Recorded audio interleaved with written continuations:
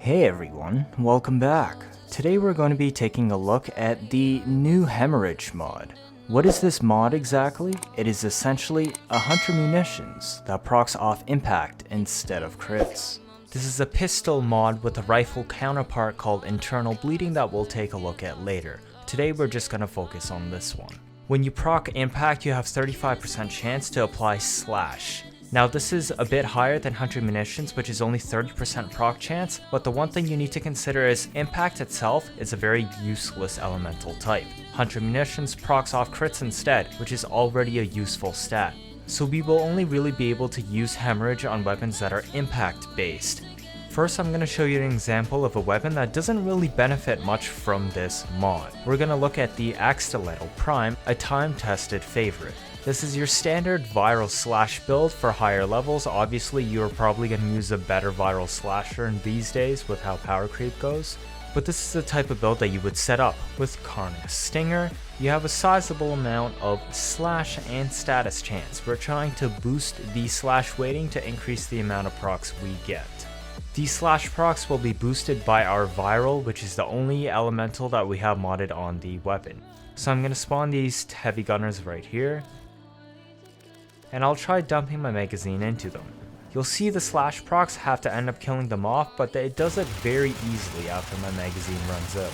It's very consistent as well, but it's a little bit inconvenient. I actually have to dump my entire magazine to be able to do this. So let's take a look at the Hemorrhage build. Well, now I have less status because I'm not running Corpus Stinger, I'm running Hemorrhage instead. Everything else on the build is still the exact same. This also means I have a lower slash weight now, but that is okay because I'm basing my slash procs off impact instead, as well as the actual slash component. You can see my total damage went down a little bit as well, and we'll take a look whether or not the extra slash procs I get now can offset this disadvantage. I'm gonna shoot the head just like last time, and you'll see just like before, I can't kill them with one magazine, but the slash procs finish them off. So what we can conclude here is that Hemorrhage doesn't really seem to affect Exalted Prime that much. The only thing you get out of this is now you're using a 15 cost mod instead of Corpus Stinger, which is only 9 cost. On a weapon that has low base damage and high fire rate and has passable crit and status, I wouldn't really recommend using it. So let's take a look at our second weapon. We have Bronco Prime here. This is our Vadi Augment Viral Corrosive build. I even slot on Seeker so they can shoot through enemies and play this as a hallway warrior. Let's see how this handles.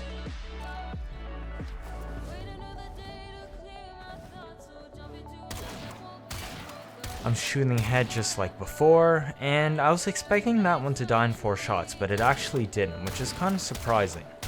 These ones are dying in an easy handy 4 shots as expected, so that's the kind of benchmark we're going off of for our original build. Let's switch over to our Hemorrhage build. Now there's a couple extra differences on this one this time. We dropped Vadi for Hemorrhage, and I also chose to drop Seeker, as this time I want to increase my impact weight as much as possible so that we get almost entirely slash procs. You'll also see that this time we're modding purely for viral and no longer viral and corrosive. The reason why I'm not using the augment is because it gives no status and I'm oversaturating my viral weight. It makes it much harder to proc slash when I have too much viral in play. So now I'm gonna have to spend 2 mod slots to create viral once again, but this time we're boosting our status up. You'll see here that my base damage on my initial shot seemed to be extremely low, but those slash procs are strong and are taking off chunks of the health. I put 4 shots in and once again it wasn't able to kill it, but that's okay because these procs completely ignore armor. What you can probably tell at this point is this build is actually meant for even higher levels than what I can spawn in the simulacrum here, where you can no longer strip any decent amount of armor off with corrosive and viral to really do meaningful damage, and instead you'll be relying on the slash. It does reputable damage ticks even when I just dump into the chest area. Next, we're going to look at Exalted Prime. This is the case of a weapon that's not viable as DPS originally and was only used as a primer, but Hemorrhage allows it to work to some extent as an actual DPS weapon. It isn't very good, but it's kind of fun that you can now take a weapon like this out for a stroll. Because Exalted Prime has forced impact procs, I don't need to increase the impact weighting, and instead I'm going to run Magnum Force for extra upfront damage on our slash procs. So you can see even when I dump an entire magazine into the head, it can't kill them off, but it can actually take off a quite sizable amount of the health bar, which a regular Zacti Prime cannot do without Hemorrhage. Even if you spray into the body, it still does a noticeable amount of damage, however it is not as much as the Ak Bronco Prime from earlier. Now let's take a look at Exalted Weapons. The only pistol that has usable synergy with Hemorrhage in this case is Mesa Prime and her Exalted Regulators. First I'm going to show you the build I'm running on Mesa, as this is very particular. It's just your standard 199 strength build. I went a little bit more for quality of life on this setup where I have vigorous swap and just a decent amount of strength with some efficiency. This way I can keep an eye on my energy without completely bottoming it out. I even have primed flow in preparation for the energy. Then I'm running velocity and awakening for my arcanes. So let's take a look at the regulators. You'll see first thing that I don't have Hornet Strike on here, and that's because I'm sourcing it from the build on my frame instead. I'm running Gunslinger because I can't fit Anemic Agility due to polarity reasons to fit all the testing builds I have here, but it doesn't make a massive difference. Actually for this test, I'm going to swap this out for Primed Expel Corrupted so that's normalized with the Hemorrhage build I have later on. You'll see my fire rate dropped here, but that's still okay because we have Arcane Velocity to buff our fire rate. This time I'm spawning only 2 heavy corrupted gunners to benchmark this way since it's pretty easy consistent damage and it gives a clear enough picture. You'll see I just wiped the floor with them. So let's swap over to the Hemorrhage build. Now you'll see a couple things have changed here. First, you'll see that I dropped Lethal Torrent for Hemorrhage itself. Again, this is a build that focuses on much higher level gameplay where you can't strip off meaningful amounts of armor and you're relying on the sheer amount of slash procs that will bypass armor to kill your enemy. I'm creating Viral this time instead of Corrosive and Heat with the 60/60 mods, and then I'm running Saxum Spittle to increase that impact weight again so that I get more slash procs out of this while pushing my status up even higher. You'll see how high my impact weighting here, almost 4 times as high as Puncture or Slash. I need it decently high to compete with the Viral as I was using full 60/60% mods. If I don't have enough impact on the build, I will not proc enough Slash to take full advantage of the Viral procs I will create.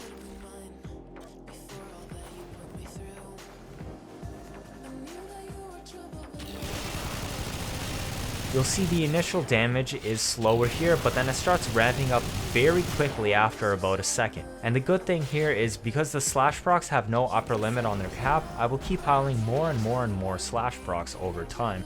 This is how this build will surpass the Corrosive Heat setup.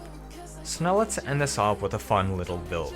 Now you may have thought of Sonic Horror when you first looked at Hemorrhage. Sonic Horror is a purely impact weapon that does no other damage type.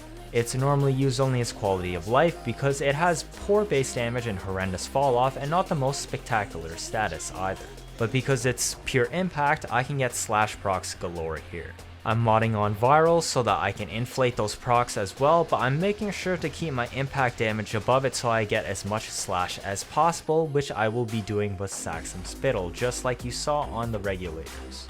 Finally, I have a fun little ribbon here to increase the quality of life of Sonic Horror. It's extra magazine capacity and multi-shot, so I can proc more statuses longer in one dump. I also have extra status chance on here, and that's really important because the explosion itself actually has a non-zero status.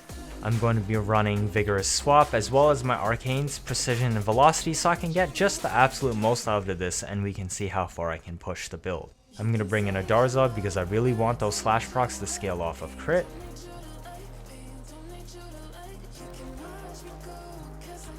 And here we go. I'm just going to proc my Arcanes.